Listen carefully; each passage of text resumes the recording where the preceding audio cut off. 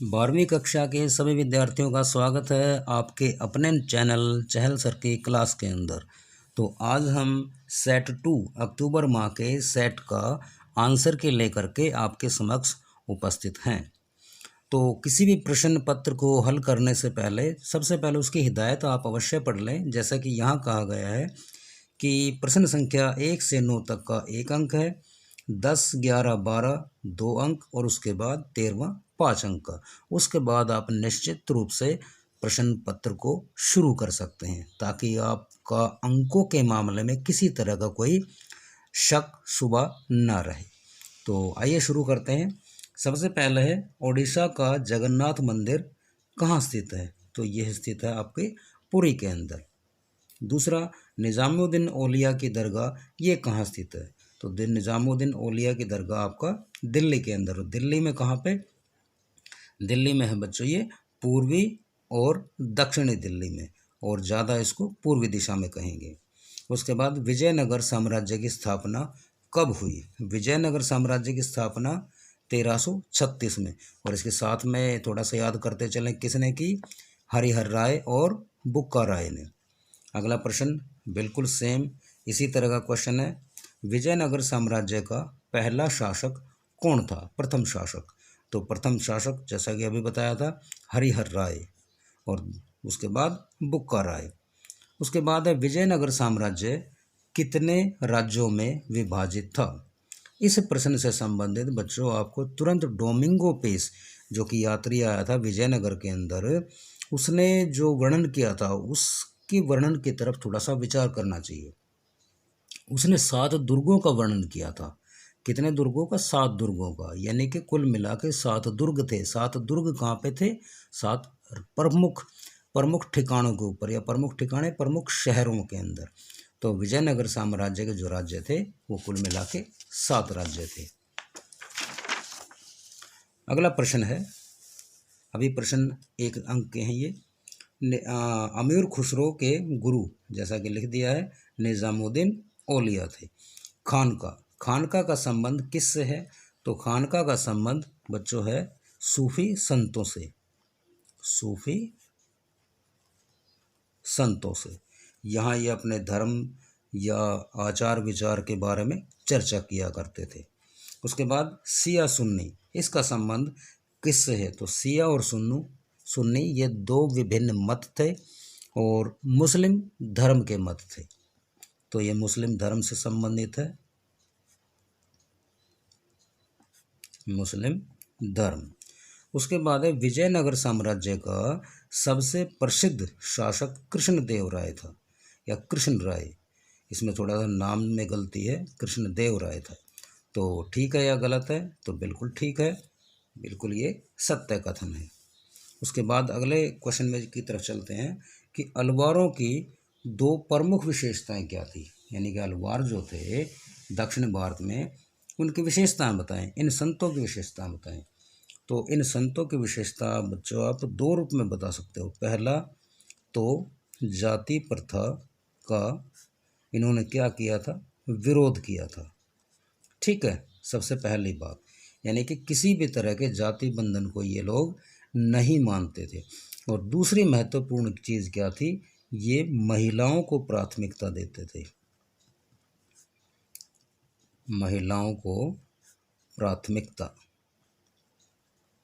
अब महिलाओं को प्राथमिकता की जब बात कही है तो किसी महिला संत का नाम बताएंगे आप, जैसे अंडाल जो महिला थी, ठीक है, उसका नाम बताएंगे। यानी कि महिलाओं के साथ लगभग हर धर्म हर विचार के अंदर महिलाओं का शोषण होता था। आप उस समय हिंदू धर्म देख लें या मुस्लिम धर्म आज भी देख लें, वो बुर्का हिजाब आदि के अंदर रहती हैं, शिक्षा के मामले में काफ़ी पिछड़ी हुई हैं। लेकिन खैर अलवार संतों ने जाति प्रथा का विरोध किया और दूसरा महिलाओं को प्राथमिकता देने की बात कही। अगला प्रश्न है, सूफी मत की 2 शिक्षाएं क्या थी? जो सूफी मत था उसके अंदर 2 शिक्षाएं जो बताई गई हैं बच्चों, वो शिक्षा क्या बताई गई? तो सूफी मत में जो 2 शिक्षा बताएगी, सबसे पहली शिक्षा क्या थी? सबसे पहली शिक्षा ये बताई कि परमात्मा या ईश्वर, परमात्मा या ईश्वर जो है वो केवल क्या है? एक है। यानी कि उसको अलग अलग रूप में हमें नहीं समझना चाहिए। और दूसरा क्या बताया, मुर्शिद के बारे में बताया, मुर्शिद के बारे में बताया, यानी कि सूफी संतों ने पूर्ण मानव को ही अपना मुर्शिद माना है। मुर्शिद का मतलब क्या हुआ कि गुरु। पूर्ण मानव जो है यानी कि हर तरह के दोष से जो परे है, ऐसे व्यक्ति को मुर्शिद माना है। और इस संबंध में आप कबीर का दोहा भी मतलब उल्लेख कर सकते हैं कि गुरु गोविंद दोऊ खड़े काकू लागू पाए, बलिहारी गुरु आपने गोविंदो दिए मिलाए। यानी कि गुरु की महिमा सबसे बड़ी है। गुरु है तो ही परमात्मा के हम दर्शन कर सकते हैं। तो इस तरह से दो आप विशेषताएं, दो आप शिक्षाएं दे सकते हैं। एक और शिक्षा देनी है तो आप धार्मिक यात्रा भी कह सकते हैं, धार्मिक यात्रा। इसमें आप जिक्र करेंगे किसका, धार्मिक यात्रा में आप हज का जिक्र कर सकते हैं, हज का। ठीक है। उसके बाद प्रश्न है कि विजयनगर साम्राज्य के पतन के दो कारण लिखें। अब पतन के आप दो कारण लिखेंगे तो उसमें सबसे पहला तुरंत आपके सामने नाम याद आएगा, किसका, राम राय का। तो आप कहेंगे कि कमजोर उत्तराधिकारी, कमजोर उत्तराधिकारी। और कमजोर उत्तराधिकारी कौन था, राम राय, जिसने जबरदस्ती राक्षसी तागड़ी या ये कहें तालीकोटा का युद्ध विजयनगर साम्राज्य के ऊपर डाल दिया था। यानी कि उसकी कमजोर नीति थी, दूसरा कमजोर उत्तराधिकारी था। इन कारणों से विजयनगर साम्राज्य का पतन होता है। अगला कारण, इसका दूसरा कारण आप क्या देंगे, दूसरा कारण है बच्चों कि लगातार संघर्ष। लगातार संघर्ष के अंदर आप क्या बताएंगे कि विजयनगर साम्राज्य जो था वो कहाँ स्थित था, वो था रायचूर दोआबा के मैदान में। कौन से मैदान में, रायचूर दोआबा के मैदान में स्थित था। यह स्थान आर्थिक रूप से काफ़ी समृद्ध था और आसपास के जितने भी राज्य थे सभी की नज़र इसके ऊपर लगातार बनी रहती थी। साथ ही तीन प्रमुख उस समय प्रतिद्वंद्वी थे। कौन कौन थे, बीजापुर, अहमदनगर और गोलकुंडा। बीजापुर, अहमदनगर और गोलकुंडा, ये तीनों के तीनों लगातार इसके लगभग तीनों तरफ थे। किसके तीनों तरफ थे, विजयनगर साम्राज्य के। तो इस तरह से लगातार संघर्ष के कारण था। और दूसरा, उत्तराधिकारी कमजोर थे। आप इसमें एक कारण वो भी दे सकते हैं, राक्षसी तागड़ी युद्ध, अलग से अगर पॉइंट बनाए तो। बाकी ये दोनों पॉइंट काफ़ी हैं, पर्याप्त हैं। उसके बाद विजयनगर साम्राज्य की खोज और विस्तार के बारे में लिखें। इसके बारे में बच्चों आप जब लिखें तो सबसे पहले ध्यान रखें कि प्रश्न की प्रवृत्ति क्या है, मतलब प्रश्न किस रूप में पूछा गया है। अगर उसी रूप में प्रश्न का आंसर देंगे तो ज़्यादा सटीक रहेगा। जैसे इसमें पूछा है कि विजयनगर साम्राज्य की खोज, ठीक है, पहले बताया कि खोज किसने की, तो खोज सीधा पॉइंट बनाए आप, खोज किसने करी। ठीक है, इसमें आप 1800 सन से जिक्र करें, जब कौन आए थे, कॉलिन मैकेंजी। ठीक है, और ये क्या थे, इंजीनियर, ये पेशे से इंजीनियर थे। और 1815 में ये भारत के पहले सर्वेयर जनरल बने थे।